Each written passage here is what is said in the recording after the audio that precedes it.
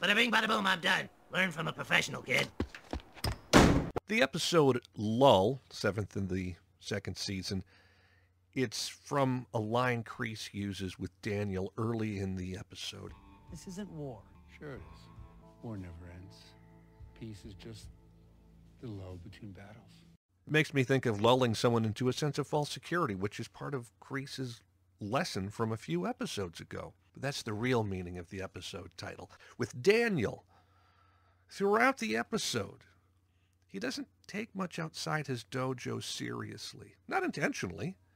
He leaves his wife Amanda to wake up alone in bed. He leaves Amanda to start the day at their main dealership. He does not remember his lunch meeting with one of his salesmen, Anush, and he eventually blows that off while he's training his students. This is a time when Anush is ready to go to his Daniel's rival, Tom Cole. He's giving Daniel a chance to make a counteroffer. The only part of the episode Daniel takes seriously is kind of an implied threat by Kreese. Maybe it's not too implied. It's probably a little bit direct. He doesn't agree with this philosophy Kreese lives by, where it seems that there's enemies plentiful around and many conflicts escalate to personal wars. These students are soldiers, things like that. He doesn't agree with it. However, he prepares for this potential war, and he trains his dojo accordingly. It's as if he says he doesn't believe him, but he does believe him. It's his actions that speak louder than his words. After the training, Daniel, he decides he better catch up and make it up with Anush, as well as his wife Amanda. And unfortunately for him, maybe this is fortunate for him, she spells it out very clearly. He's left his responsibilities to work and to home behind in favor of his dojo, and it's not acceptable. Also in the LaRusso household, we have Sam. Apparently her friend Moon brings a special Earth Muffin hippie chick health food smoothie. Sam pretends to enjoy it so she doesn't hurt Moon's feelings. Now, I suspect Moon probably has a thicker skin than Sam gives her credit for, at least in terms of this, but it's really just a mild comedic moment.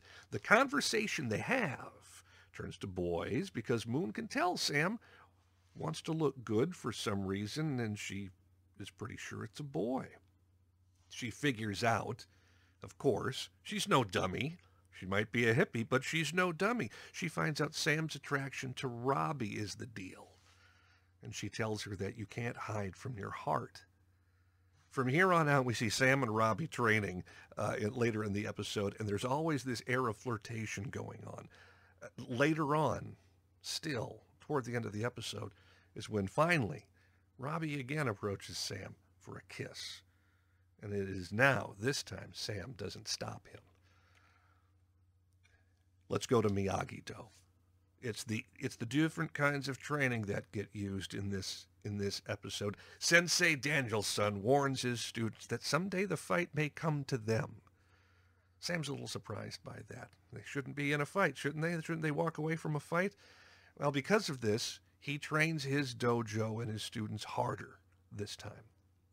He uses, it's Shochu Geiko, I believe it's called. It's using the heat, extreme heat. You have to adapt to it during your training. And later he uses Kangeko, where they adapt to the extreme cold temperatures, or as extreme as you can get when you're in a cooler. And both times, Sam and Robbie, they practice, and again, they're clearly flirting and they're making eyes at each other while they're doing this training exercise. Daniel doesn't seem to worry about that. Surprise for a dad. In spite of the fact that they could easily be sneaking off into Robbie's room for exercises not related to karate. Now, that's just maybe. Dimitri, the more recent student, he's now getting referred to by Chris as Meat, which is kind of neat. He trains like he normally trains. He kvetches, he tells everyone how useless he is, and then, of course, he gets kicked to the ground, which isn't very difficult, but it still happens. Daniel finds the perfect analogy to finally break through to Dimitri and get Dimitri to unlock his potential in karate and his self-confidence. It's this worst-case outlook that Dimitri always has. He says it's kind of like Peter Parker's spider sense from the Spider-Man comics. Now, with that, Dimitri now approaches the training with anticipation for attacks, and he blocks his opponent's attacks. This is finally a real breakthrough for Dimitri. It's a real win for Daniel and for Dimitri. Of course, the next attack knocks him to the ground, but at least now Dimitri knows he can use his karate lessons. Hopefully, it stops his incessant pessimism. While Miyagi-Do is training, so too is Cobra Kai. Johnny returns from his visit to his friends and what was the funeral for Tommy, and he learns that Kreese has been pressing ahead with this surprise training exercise, essentially some kind of a war game held at a place called Coyote Creek. Kreese seems to have trained Johnny this way back in the 80s, and eventually Johnny agrees with the idea of doing this training. He seems to have reservations, but he agrees to it. Once the dojo gets there, they split into two teams.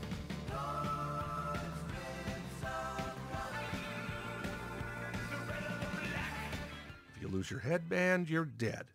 The game is all last man standing. Raymond arrives late, and he comes with a new look. Taking a page from Hawk and flipping the script, he now goes by the name Stingray, but no one seems to really care or show him any respect. He's a comic character. That's natural. He's kind of like Dimitri and Miyagi-Do. Much like the flirt training that Sam and Robbie had in Miyagi-Do, Tori and Miguel, they make playful banter. However, it's while tag team ass-kicking a member of the red team. Johnny watches unseen, and he sees Tori and Miguel show no mercy in this training exercise. Later, it's Miguel watching while unseen. He sees Hawk take the black headband from Mitch and flaunts that Medal of Honor that he stole from Miyagi-Do. All of the defeated students, they end up congregating together where they originally met, and from the sound of it, it's only Miguel and Hawk that remain. When Hawk and Miguel meet, Miguel confronts Hawk about the Medal of Honor. Once he knocks Hawk to the ground, he takes it from him. The rest of Cobra Kai soon finds them, and Kreese gives his traditional line, "Finish him." It's when Miguel kicks Hawk down to the ground, and he declares Team Black as the winners. Now, without any respect, nobody paid Raymond, or Stingray, any mind, which gave him precisely what he needed to win, the element of surprise. He jumped out from a hiding spot, snatching victory away from Miguel and Team Black. Kreese shows Raymond some respect now by calling him his chosen name, Stingray. Johnny confronts Miguel about how he fought, essentially about using Kreese's techniques and teachings. Miguel just parrots Kreese's words. What Sensei Kreese taught us. This isn't a tournament, this is real life. Johnny doesn't tell Miguel that he's wrong, at least not in so many words. Instead, he asks him, "Is that how you want to live your life?"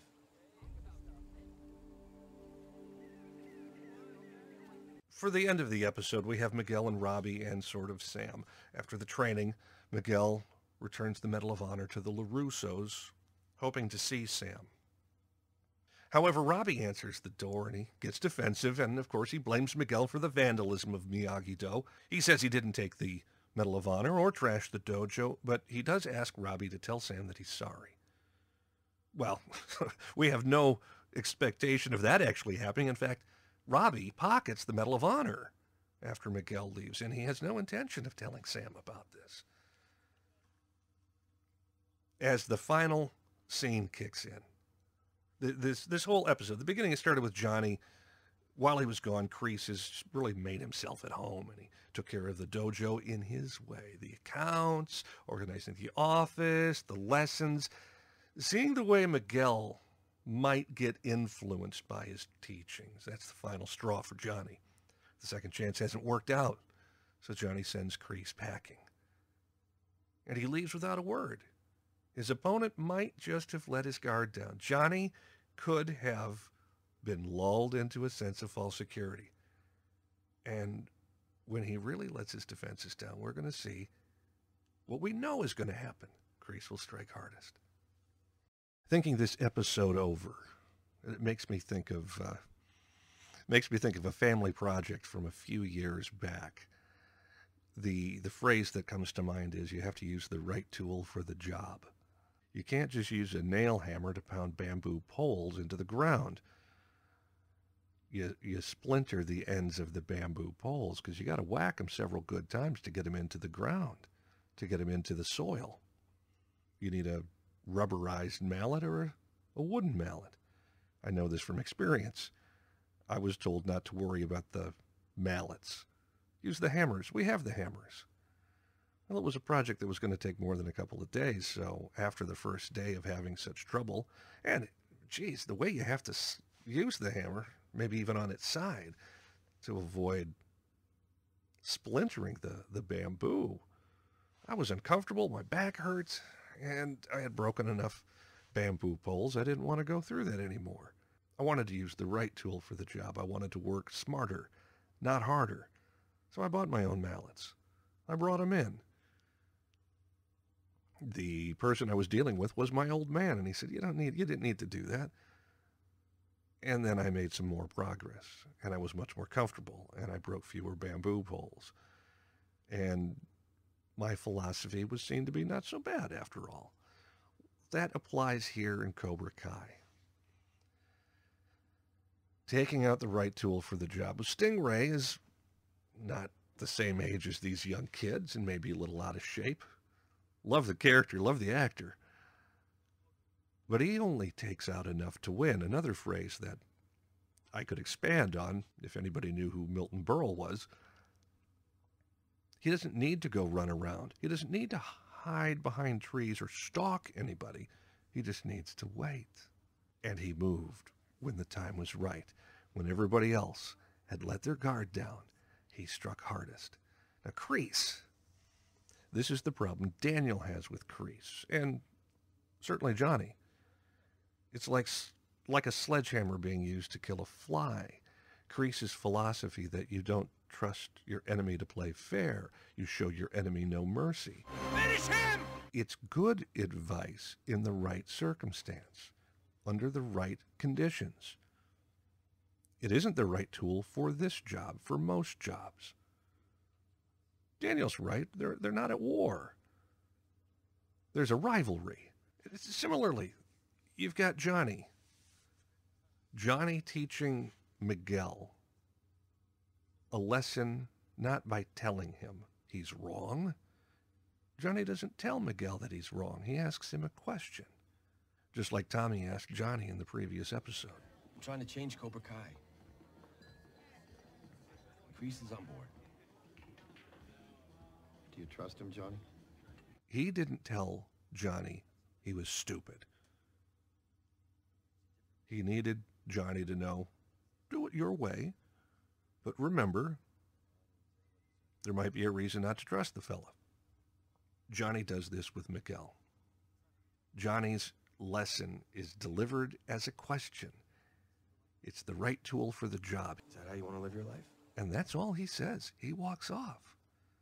You just don't tell your student what the answer is. You pose a question. The student will make the wrong decision, perhaps, probably, but discovers the right decision after he makes the mistake.